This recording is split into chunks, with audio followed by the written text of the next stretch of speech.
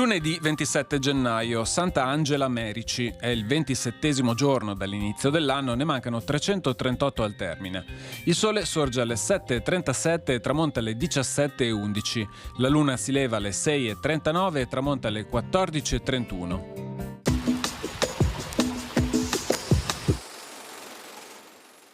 Il patriarca cede alla Repubblica il terreno di proprietà del seminario necessario per costruire il tempio da dedicare alla Madonna affinché questa protegga Venezia dalla peste.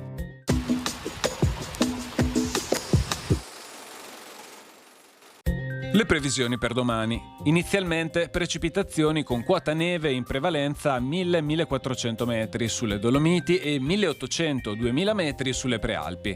Poi rasserenamenti. Temperature in aumento fino al pomeriggio e in calo di sera, con minime a fine giornata.